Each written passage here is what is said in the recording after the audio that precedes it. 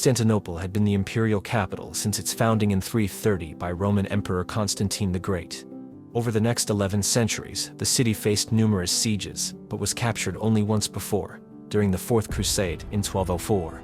The Crusaders established a fragile Latin state in Constantinople, while the rest of the Byzantine Empire divided into successor states like Nicaea, Epirus, and Trebizond. These states often fought both the Latin occupiers and each other for control of the Byzantine throne. In 1261, the Nicaeans reclaimed Constantinople and restored the Byzantine Empire under the Palaiologos dynasty. However, the empire remained weak, constantly battling Latin, Serbian, Bulgarian, and Ottoman forces. 1346 and 1349, the Black Death. A bubonic plague pandemic occurring in Europe devastated Constantinople, killing nearly half its population. Amid this decline, the rise of the Ottoman Empire posed an existential threat to Byzantium and all of Christian Europe. This threat culminated in the Battle of Varna in 1444, one of the biggest battles that reshaped the Balkans' ruling. Like the previous video that we went in depth to the Battle of Varna, in 1444, Hungarian King Władysław III of Poland broke a 10-year truce with the Ottoman Empire, igniting a new crusade against them. The two forces clashed at the Battle of Varna, where the crusading army was crushed, and the young king lost his life. The defeat was devastating, and it only fueled the fury of the Ottoman Sultan, Murad II. 2 years later, in 1446, Murad returned to the Balkans with a thirst for vengeance of treaty breaking that preceded the battle. He swept through the region, conquering the Peloponnese with ease. When Pope Nicholas V called for a new crusade, Murad pressed on, launching an invasion of Albania. In the face of Ottoman aggression, John Hunyadi, Hungary's wealthiest landowner, formed a powerful alliance. 4 years after Varna, Hunyadi joined forces with Skanderbeg, who was previously an Ottoman vassal. Murad dispatched 3 punitive expeditions against him, but the outnumbered Albanian forces ambushed and annihilated all 3 armies. Apart from that, he also included Bosnia and Serbia in the group. Determined to break the Ottoman hold on the Balkans, Hunyadi assembled an army of 24,000 men, including 8,000 Wallachians, backed by Hungarian cavalry and German and Bohemian mercenaries. In September 1448, John Hunyadi, the Hungarian commander, led his forces across the Danube and set up camp near Kovan, just outside the Serbian capital of Smederevo. For a month, the Hungarians waited for their allies, Germans, Wallachians, Bohemians, and Albanians, to join them in their crusade against the Ottoman Empire. Ottoman Sultan Murad II was obliged to cease his war against Albania due to the impending threat of the Crusaders. Realizing that his army was unable to take on the Crusaders, Murad withdrew to Sofia in order to assemble supplies and request more help. Murad learned about a Wallachian force that had crossed the Danube and assaulted Ottoman strongholds in Nicopolis while he was in Sofia. Murad sent out a unit in retaliation immediately, and they were successful in ambushing the Wallachians, scattering their forces and taking numerous prisoners. The Ottoman soldiers' morale was raised when these prisoners were returned to Sofia in anticipation of their advance on the Crusader army. Meanwhile, the Albanian forces under the leadership of Skanderbeg faced significant delays. The Ottomans and their Serbian allies, led by despot Juraj Branković, blocked Skanderbeg's path by occupying the mountain passes on the Serbian-Albanian border. The Albanians' progress was additionally impeded by a Venetian onslaught on northern Albania. To make matters worse, Hunyadi's forces were unable to enlist the Serbs since they were obligated by an earlier agreement with the Ottomans after the Battle of Varna, that Serbia agreeing to pay tribute to the Ottomans and acknowledging Ottoman suzerainty in exchange for peace and protection. Disappointed with the betrayal, Skanderbeg stormed Branković's domains in revenge for his abandonment of the Christian cause, whereas Hunyadi decided not to wait for Skanderbeg and his reinforcements to open the battle. In October 1448, the Crusader forces led by John Hunyadi, numbering between 22,000 and 30,000, marched to Kosovo Field, where they faced a larger Ottoman army of 40,000 to 60,000 men under Sultan Murad II and his son, 16-year-old Mehmed.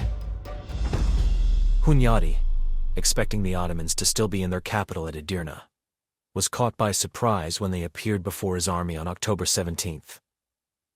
He quickly set up a defensive tabor-wagon fort on Plementina Hill, while the Ottomans constructed their own fortifications. The battle began with Hunyadi launching an attack on the Ottoman flanks. At first, the Ottomans, who were composed of troops from Anatolia and Rumelia, seemed to falter. Unfortunately, Turkish light cavalry arrived to reinforce their position, just as triumph looked close. There were skirmishes throughout the first 2 days. Then on October 18th and 19th, the Crusaders launched a dramatic at-night attack employing wagons and artillery. Both sides were unable to claim a clear win in spite of the brutal battles. The Christian flanks were subsequently routed, and the survivors retreated back to Hunyadi's main force. On October 19th, Sultan Murad II ordered his Sipahi cavalry from Thessaly to encircle the Crusader left flank while launching a general assault along the front. This maneuver successfully overwhelmed the Wallachian, Moldavian, and Hungarian cavalry, who were cut down without mercy. Seeing his flanks crumble, Hunyadi led a desperate attack with his main force of knights and light infantry against the Ottoman center. Although they broke through the Janissaries and advanced toward the Turkish camp, the Ottomans regrouped and repelled the attack, driving the Crusaders back to their camp. By October 20th, the situation for the Crusaders had become dire. The Wallachians, seeing the hopelessness of their position, defected to the Ottoman side after being offered favorable terms by Murad II. With much of his army gone, Hunyadi was left defenseless. With Murad II personally observing the struggle, the Janissaries attacked and killed everyone left in the stockade. During the night, Turkish infantry fired missiles at the Hungarians, who replied with cannon fire. On the next day, a final assault destroyed the remaining troops of the Hungarian army.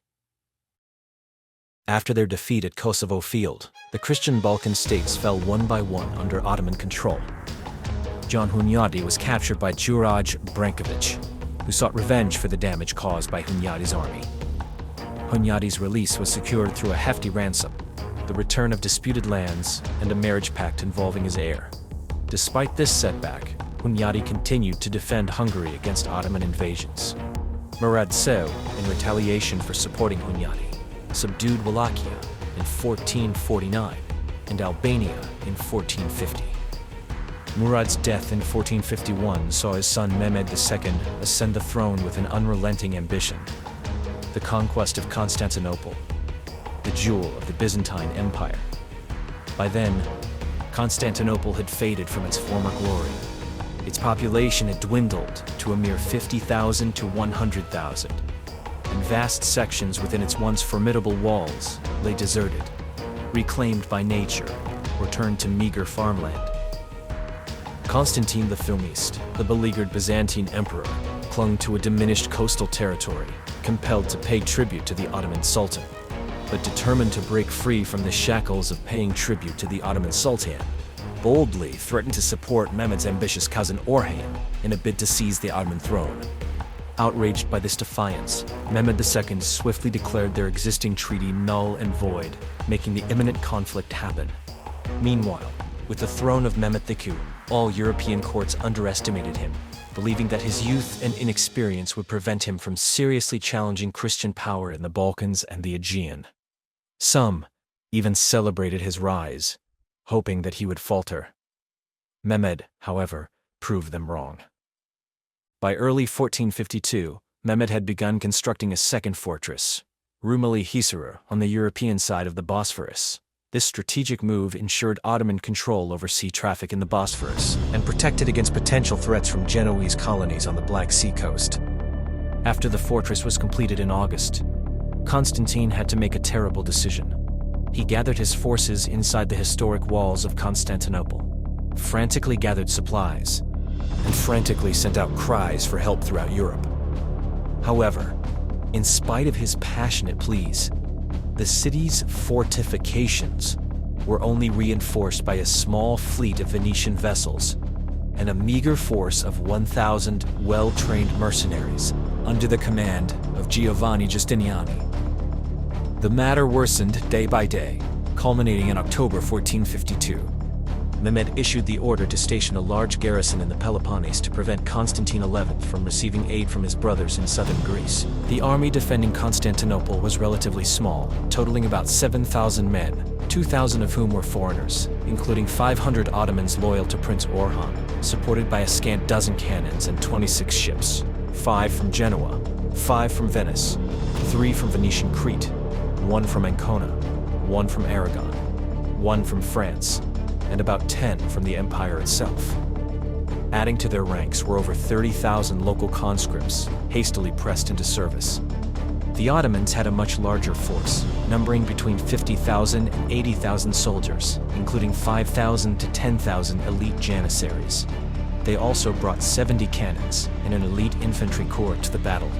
Adding to their strength were thousands of Christian troops, including 1,500 Serbian cavalry, supplied by Juraj Branković. Ironically, Branković had funded the reconstruction of Constantinople's walls just months earlier, only to be compelled to support the Ottoman assault. While some Western observers of the time exaggerated the size of Mehmed II's forces, claiming numbers as high as 160,000 to 300,000, the actual figures still represented a formidable army. The Ottomans boasted superior numbers and firepower. Meanwhile, the Byzantine and Italian ships were more advanced, though their cannons were outdated. The defenders put up great effort to fortify the city's defenses in front of the Ottoman attack. Giustiniani would be in charge of each portion of the 20 kilometers of walls, one of the strongest sets of fortified walls in existence, while the other Italian commanders would follow him. To symbolize their resolve to repel the impending onslaught, a strategic chain was set up across the Golden Horn to prevent Ottoman ships from reaching and attacking the city from the sea. The Ottoman vanguard arrived at Constantinople's walls on April 1, 1453, setting up camp the following day. Sultan Mehmed II himself reached the city on April 5th with his last troops, signaling the start of preparations for the impending siege. By April 6th, colossal Ottoman cannons were positioned and aimed at the imposing Theodosian walls. The intricate series of walls and ditches protecting Constantinople from an attack from the west, and the only part of the city not surrounded by water. But their initial barrage proved ineffective. These massive cannons required 3 hours to reload, and their imprecision, extremely slow rate of fire gave Byzantine engineers precious time to swiftly repair breaches in the fortifications caused by the Ottoman bombardment. On April the 7th, Sultan Mehmed ordered a frontal assault with light infantry and skirmishers, hoping to exploit any weaknesses.